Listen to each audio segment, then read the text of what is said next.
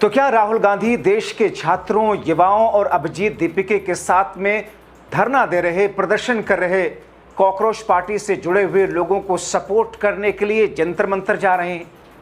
आखिर राहुल गांधी, जिनके ऊपर सत्ता पक्ष से लेकर उनके मंत्री और सांसद ये आरोप लगा रहे हैं कि ये सब अर्बन नक्सल है और कांग्रेस पार्टी, राहुल दरअसल छात्रों के आंदोलन को कैश करके देश में अराजकता फैलाने की कोशिश कर रहे हैं।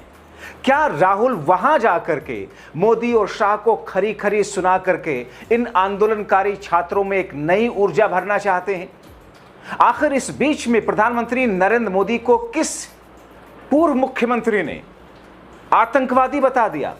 और सुप्रीम कोर्ट ने जब छात्रों पर, आंदोलनकारियों पर सरकार के जरिए, पुलिस के जरिए लाठियां बरसाई गई, उसको सुनने से इनकार कर दिया, तो कैसे सुप्रीम कोर्ट के वकील छात्र आंदोलन के सपोर्ट में आकर के मैदान में उतर आए? सब कुछ दोस्तों आपको एक एक करके विस्तार से बताते हैं। अगले चंद मिनट मेरे साथ में जरूर रहें, क्योंकि इस वक्त 22 जुलाई शाम हो चुकी है, मगर खबरें इस बीच में ऐसी आ रही है कि राहुल गांधी कभी भी जंतर मंतर जा सकते हैं। आप सोचिए कि समा क्या होगा जंतर मंतर का, क्योंकि जब राहुल गांधी पुलिस, इंटेलिजेंस और गृह मंत्रालय के तमाम खुफिया तंत्र को चकमा दे करके अचानक प्रधानमंत्री आवास पर जाकर धरने पर बैठे थे, उससे पहले किस तौर पर राहुल गांधी ने प्लान किया था? मल्लिकार्जुन खड़गे के घर गए और वहां से अचानक पहुंचे कि सरकार देखती रह गई, भनक तक नहीं लगी। तो क्या कुछ इसी अंदाज में राहुल गांधी अचानक जंतर मंतर पहुंच रहे हैं, ताकि जंतर मंतर पर बैठे हुए छात्र, युवा, आंदोलनकारी, जिसमें बहुत सारे ऐसे लोग हैं जो अलग अलग राज्यों से चल करके, दक्षिण भारत से, जम्मू कश्मीर से, बंगाल से चल करके, महाराष्ट्र और गुजरात से चल करके आए, जिस छात्र आंदोलन को कुचलने के लिए सरकार ने पुलिस के बल का प्रयोग किया और पुलिस की बर्बरता के साथ में अश्लीलता महिलाओं के साथ, युवतियों के साथ, छात्राओं के साथ जो दिखी थी, उसने सारी हदें पार कर दी। दोस्तों, इसी बीच में सुप्रीम कोर्ट में जब मामला गया कि छात्रों के साथ बर्बरता हुई, इस पर सुनिए मिलॉर्ड, लेकिन सूर्यकांत ने कहा टाइम नहीं हमारे पास में। तो सुप्रीम कोर्ट के वकील दरअसल बौखला गए, उन्हें यकीन नहीं था कि ऐसा सूर्यकांत जस्ट सीजीआई कह सकते हैं, इसलिए सब कुछ छोड़ छाड़ करके छात्र आंदोलन, राहुल गांधी के आंदोलन के लिए मैदान में उतर पड़े। सुप्रीम कोर्ट के वकीलों ने बाकायदा बयान जारी करके ऐलान करते हुए कह दिया, supreme court advocates on record association ने गहरी चिंता व्यक्त करते हुए ऐलान किया है कि हम पुलिस और सरकार के बर्बरता के खिलाफ हैं। ये छात्र और युवा सार्वजनिक परीक्षाओं की निष्पक्षता और देश के युवाओं के भविष्य से जुड़ी अपनी चिंताओं को शांतिपूर्ण ढंग से उठाने के लिए इकट्ठा हुए थे।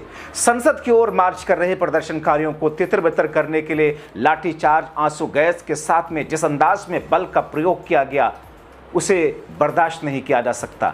सुप्रीम कोर्ट ने लगातार माना है कि शांतिपूर्ण सार्वजनिक सभा करने का अधिकार अनुच्छेद 19 में दी गई स्वतंत्रताओं से सीधे जुड़ा है। हम मांग करते हैं कि अत्यधिक बल प्रयोग की स्वतंत्र और निष्पक्ष जांच कराई जाए। हमारे गणराज्य की शक्ति असहमति को दबाने में नहीं, बल्कि संविधान के दायरे में उसकी रक्षा करने में है। दोस्तों, ये सुप्रीम कोर्ट के वकीलों का कहना है, उनके संगठन का।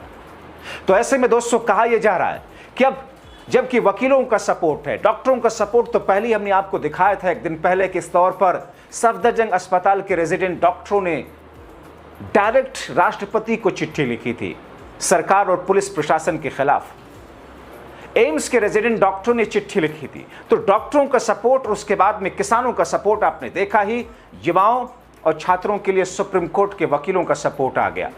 अब राहुल गांधी, कहा यह जा रहा कि राहुल गांधी खुद जंतर मंतर पर जाएंगे, क्योंकि बीच में काफी सवाल भी उठा रहे थे, और खास तौर पर वो दरबारी मीडिया जो देखता है कि कौन सा नैरेटिव सत्ता पक्ष को सूट कर सकता है और कौन सा नैरेटिव कांग्रेस या राहुल के खिलाफ जा सकता है, वो भी खूब सवाल उठा रहे थे। लेकिन दोस्तों, इस बीच में पूर्व मुख्यमंत्री दिल्ली के जंतर मंतर पहुंचे, ऐसी हुंकार भरी जिससे मोदी, शाह तो क्या पुलिस के हाथ पांव फूल रहे होंगे। बच्चे हैं, मोदी जी कहते हैं ये आतंकवादी हैं। मैं मोदी जी को कहना चाहता हूँ, सबसे बड़ा आतंकवादी मोदी है।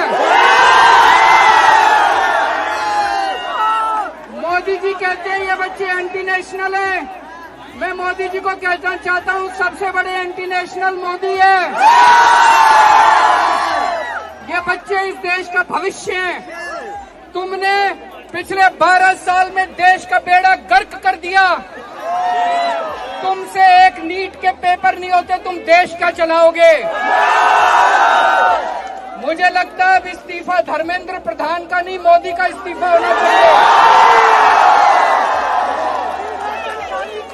मोदी हटाओ, मोदी हटाओ। हम सब लोगों को आज सवेरे सवेरे पुलिस ने प्रेस रिलीज दी है कि जो लोग आंदोलन में आए थे उन पे केस करेंगे। और इस बीच छात्रों और प्रदर्शनकारियों ने कॉकरोच पार्टी ने सोनम वांगचुक की तबीयत के मद्देनजर एक अपील कर दी उनसे कि हम लोग आपके रहनुमाई में प्रदर्शन करते रहेंगे, खत्म नहीं करेंगे, आप अपना अनशन तोड़ दीजिए। एक्स पर लिखा, सीजीपी के सोनम सर से रिक्वेस्ट है, ये आपके बलिदान ने एक पीढ़ी को प्रेरणा दी है। हम आपसे आदरपूर्वक रिक्वेस्ट करते हैं कि आप अपना अनशन खत्म करें, अपनी सेहत का ध्यान दें। हम वादा करते हैं एग्जामिनेशन जस्टिस की लड़ाई तब तक और भी मजबूती से जारी रहेगी जब तक हमारी मांगें पूरी ना हो जाएं। अभिजीत दीपिका ने सोनम वांगचुक से अपील करते हुए दोस्तों क्या कहा? हेलो एवरीवन, आज सोनम सर की हंगर स्ट्राइक का 25वां दिन है। 25 दिन विदाउट फूड, तो उनकी जिंदगी को बहुत बड़ा खतरा है। मैं नहीं चाहता सोनम सर को कुछ हो जाए, इसलिए मैं सोनम सर से रिक्वेस्ट करता हूँ वो अपना हंगर स्ट्राइक तोड़ दे और हम इस प्रोटेस्ट को जारी रखेंगे। मेरा ये एश्योरेंस है कि सोनम सर अपना हंगर स्ट्राइक अगर तोड़ भी देंगे उसके बाद भी हम अपना प्रोटेस्ट जारी रखेंगे और तब तक हम पीछे नहीं हटेंगे जब तक धर्मेंद्र प्रधान का इस्तीफा नहीं होता। और इसी के साथ मैं कहना चाहता हूँ कि हमारा जो प्रोटेस्ट है वो इसी तरह पीसफुली आगे बढ़ेगा। तो हमारे जितने भी सपोर्टर्स है, मेरी उनसे अपील है आप इसी तरह पीसफुली अपना प्रोटेस्ट जारी रखिए। हम कहीं से भी कोई भी ऐसी गलत चीज नहीं करेंगे जिससे हमारे प्रोटेस्ट की बदनामी हो, हमारे देश की बदनामी हो। हमारा प्रोटेस्ट पीसफुली आगे बढ़ता रहेगा और जो लोग भी गलत काम कर रहे हैं या गलत नारे लगा रहे हैं वो हमारे प्रोटेस्ट का कभी ना हिस्सा थे और ना कभी हिस्सा हो सकते हैं। हमारा प्रोटेस्ट महात्मा गांधी की राह पर चलेगा, डॉक्टर बाबा साहेब अम्बेडकर की राह पर चलेगा और पीसफुली जारी रहेगा। तो सोनम सर से मैं फिर से एक बार रिक्वेस्ट करता हूँ वो अपना हंगर स्ट्राइक तोड़ दीजिए और हमारा जो प्रोटेस्ट है वो तब तक चलता रहेगा जब तक धर्मेंद्र प्रधान इस्तीफा नहीं देते। Thank you. दोस्तों, पुलिस अब प्रदर्शनकारियों पर केस कर रही है। मतलब देखिए कि वो पुलिस जिसको लेकर सवाल है, वो सरकार जिसको लेकर सवाल है, होना ये चाहिए था कि उन लोगों को, उन बच्चों को जिनको हिरासत में लिया पुलिस, उनको छोड़ दे। जिनको चोटें आई सरकार उनका इलाज करे, बाकायदा मुआवजा दे। उनके कम से कम 1 साल की पढ़ाई, कहीं ना कहीं तो पढ़ाई कर रहे होंगे, कोचिंग कर रहे होंगे या कॉलेज यूनिवर्सिटी में होंगे, उनके 1 साल की पढ़ाई का खर्चा उठाए। मगर सरकार क्या कर रही है? सरकार उन पर केसेस करा रही है। मगर पूरा इंडिया छात्रों के साथ, युवाओं के साथ खड़ा है। उन्हें मोदी की पुलिस द्वारा किए जा रहे केसेस से नहीं डरने के लिए प्रोत्साहित करता है। ऐसी स्थिति में दोस्तों, बिहार में हमने देखा छात्रों का आंदोलन किस तौर पर अब से थोड़ी देर पहले, जहां बीजेपी के विधायक को पकड़ करके, घेर करके जो हश्र उनका किया। इसी तरीके से मोदी शाह के गिरिराज गुजरात में छात्रों का आंदोलन, महाराष्ट्र में आंदोलन, उत्तर प्रदेश में आंदोलन, हर जगह। अब ऐसी स्थिति में मोदी सरकार को चैलेंज क्या किया जा रहा है, उसी जंतर मंत्र से सुनिए। पुलिस ने प्रेस रिलीज दी है कि जो लोग आंदोलन में आए थे उन पे केस करेंगे। मैं मोदी को चैलेंज करता हूं, केस करके दिखाते रहे मेरे दम पे। आप लोग केस से मत डरना, बड़े से बड़ा वकील खड़ा कर देंगे, छुड़ा के ले आएंगे आप लोगों को। मोदी ने मेरे को भी जेल भेजा था झूठे केस में, मैं भी बाहर आ गया। देखो, मैं डरा नहीं, मैं टूटा नहीं। टूटना नहीं है, डरना नहीं है, अपना डर निकाल दो। जिस दिन डर निकल गया उस दिन कोई आपको जीतने से नहीं रोक सकता। जब तक हमारी मांगे पूरी नहीं होगी, जब तक धर्मेंद्र प्रधान इस्तीफा नहीं देगा, हमारे देश में अच्छा एजुकेशन सिस्टम नहीं होगा। हम लोग अपना संघर्ष जारी रखेंगे। आप सब मेरे हो, आप हमारे हो, चिंता मत करना। एक तरफ 140 करोड़ लोग हैं और दूसरी तरफ अकेला मोदी है। मोदी ने इस देश के लोगों पे हमला बोला है, अब देखना देश के लोग इसको कैसे मजा चखाते हैं। भारत माता की वंदे। एक हेल्पलाइन नंबर, 1 मिनट, अगर साथी गिरफ्तार हो गया है, अगर आपका हेलो अगर आपका कोई साथी गिरफ्तार हो गया, किसी को लीगल मदद चाहिए, एफआईआर हो गई, तो एक नंबर नोट कर लो, हेल्पलाइन नंबर 8588333548 8588333548।